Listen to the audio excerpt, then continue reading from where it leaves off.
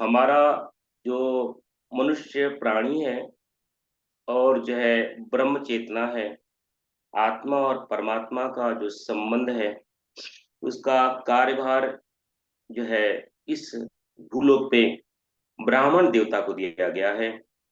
और जो है इस भूलोक से अनंत लोक तक ले जाने के लिए उसका कार्यभार अग्नि देवता को दिया गया है। ब्राह्मण देवता और अग्नि देवता दोनों सेम है। अग्नि देवता का ही एक स्वरूप ब्राह्मण देवता है। जो ब्रह्मनिष्ठ है वो ब्राह्मण देवता है। जो ब्रह्म की चर्चा करता है, ब्रह्म के ज्ञान में श्रोत्री है, ब्रह्म के ब्रह्मचारी में ब्रह्मनिष्ठ है, वही ब्राह्मण कहलाता है। इस धरा पे अग्नि स्वरूप जो है वह ब्राह्मण कहलाता है। और इस धरा से अनंत लोक की जो यात्रा करवाता है उसका कार्यभार अग्नि देवता के स्वरूप है।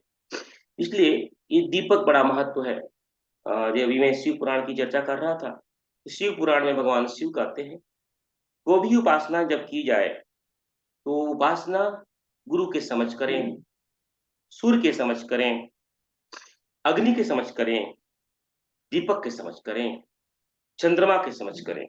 उन्होंने पांच जल के समझ करें। ये पांच उन्होंने चीजें बताई। जो सूर्य है, जो अग्नि है और जो दीपक है, तीनों का एक ही स्वरूप है। तीनों ही हिरण गर्भ है। तीनों ही चेतना को हमारे जीवन में लेके आते हैं। इसलिए जब कोई भी, जब कहीं भी आप देखो, अखंड दीपक की बड़ी महिमा होती है, क्योंकि यह चेतना जो है अनंत लोक तक लेके जाती है। जिसलिए जब दादा गुरु जी का प्रकटीकरण हुआ तो परम पूज्य गुरुदेव लिखते हैं, परम पूज्य गुरुदेव बताते हैं, दादा गुरु जी का तीन ही आदेश था: अखंड दीपक की स्थापना करना, उसके समक्ष बैठ करके, क्योंकि वो अखंड दीपक ही उस परम चेतना का ही स्वरूप है। जैसे शास्त्रों में बताया है, वेदों में बताया है, क्योंकि यह दीपक ही सूर्य का प्रतीक है। भूमंडल में ब्राह्मण का स्वरूप है, यात्रा करवाने के लिए दीपक का प्रतीक है। और जो है सदृश रूप से सूर्य का प्रतीक है। और जो है उसके अंदर चेतना जो है सविता देवता हिरण्यगर्भ के पद का प्रतीक है। और यही पुरुष का प्रतीक है। अग्नि देवता ही भी पुरुष का, उस ब्रह्म चेतना का प्रतीक है, ज्योति स्वरूप। आप योग वेद में पढ़ेंगे, वेद में इसे ज्योति स्वरूप के रूप में उच्चारण किया गया है। उस ब्रह्म चेतना को, उस परम चेतना को ज्योति स्वरूप के रूप में उच्चारण किया गया। इसलिए ये जो दीपक का महत्व बहुत बढ़ जाता है। इसलिए कोई भी ऋषि या कोई भी साधक जब कोई साधना करता है, दीपक अवश्य लगाता है, क्योंकि वही उस परम चेतना का प्रतीक है।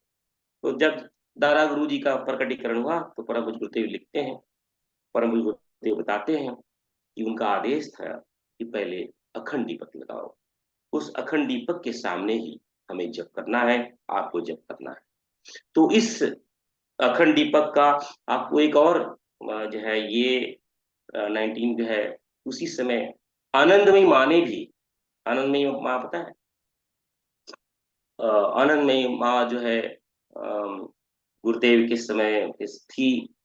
आनंदमयी माँ ने भी अखंड दीपक लगाया है। और कभी आपको हरिद्वार जाने का मौका मिले, खनगल में एक जगह है, खनगल में भी उसी समय जिस समय परम गुरुदेव ने जो है दीपक लगाया, उसी साल में जो है एक आनंदमयी माँ ने भी अखंड दीपक लगाया। और उसका दर्शन भी आप जो है खनगल में कर सकते हैं।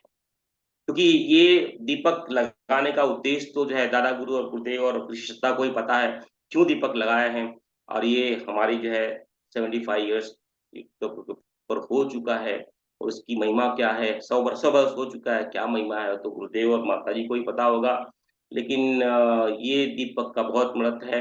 शास्त्र के अनुसार ब्राह्मण, अग्नि और सूर्य और ज्योति पुरुष, ये चारों समान अंतर।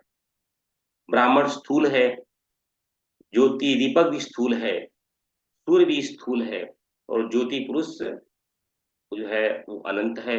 इसको प्रतीक के स्वरूप में जो हम दीपक लगाते हैं, उस ज्योति स्वरूप के रूप में दीपक लगाते हैं। पता नहीं मैंने आपके उत्तर को, जो अपेक्षा थी, आपको उत्तर को दिया कि नहीं दिया, लेकिन जितनी मेरी क्षमता थी उस क्षमता के अनुसार मैंने जो है दीपक, ये बड़ा महत्वपूर्ण है। इसलिए कोई भी साधना की जाती है दीपक अवश्य लगाना चाहिए उस परम चेतना, ऋषि चेतना, ब्रह्म चेतना के स्वरूप में, उस ज्योति स्वरूप पुरुष के स्वरूप में। लेकिन एक बात ये है कि बहुत सारे साधक इससे डरते भी हैं कि अगर दीपक लगाया, अखंड दीपक लगाया, बुझ जाए तो क्या करें। इसे डरने की आवश्यकता नहीं है। हमारा संकल्प ये अखंड दीपक लगाने का है। हम संकल्प पे ध्यान करें। दीपक तो है, बाहर परिस्थिति से कभी कभी हवा का झोंका आया, कुछ भी आया तो बुझ सकता है, तो कुछ चिंता नहीं है। हमारा संकल्प है हम अखंड दीपक लगाएंगे। तो जब भी दिखाई दे कि दीपक बुझ गया है, फिर से प्रज्वलित कर लें, क्योंकि हमारा संकल्प अखंड दीपक प्रज्वलित करना है। क्योंकि वो हमारे कंट्रोल में है। बाह्य परिस्थिति से कभी कभी दीपक बुझ भी जो भी है कारण, जो भी उसका कारण हो सकता है, लेकिन उसे डरने की आवश्यकता नहीं है। संकल्प ये हो, हम अखंड दीपक को प्रज्वलित करें। और उसकी, और ये अखंड दीपक की महिमा इतनी बड़ी है, साधना काल में आप अनुभव करोगे, इससे ही सब प्रकाश मिलता है, इससे सभी ज्ञान मिलते हैं, इससे ही सभी दिशा निर्देश मिलता है, और इससे से ही बहुत बड़ा रक्षण होता है आपका। जब कोई भी साधना करते हैं, सात्विक मार्ग पे बढ़ते हैं, प्रकृति का नियम है, तामसिक शक्तियां, असुरी शक्तियां वहां पे प्रवेश कर, उसे जो है बाधा डालती। उस बाधा को रोकने के लिए यह जो है दीपक, अखंड दीपक बड़ा प्रचंड होता है। उसकी क्षमता के अनुसार जो है वो जो है उसकी रक्षा करता है। जितना जितना हमारा प्राण उस दीपक में जाएगा, उतना उतना दीपक जो है प्रबल होते जाए। अब जो है अखंड जो है, जो दीपक जो है शांति कुंज में जला हुआ है, उसके समक्ष निरंतर गायत्री जप हो रहा है। उसका जो बल है निरंतर बढ़ते जा रहा है, निरंतर बढ़ते जा रहा है। उसी के समक्ष परम पूज्य गुरुदेव ने अपने महापुरुषों को पूरा किया।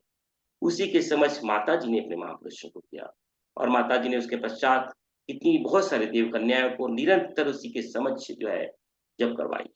उसी के समक्ष है जो अपने भी जितने भी यज्ञ हुए हैं, अश्वमेध यज्ञ हुए हैं, जितने परम बुजुर्ग ने 10 यज्ञ करवाए थे अपने समय में, वो ये बड़े बड़े यज्ञ हुए हैं।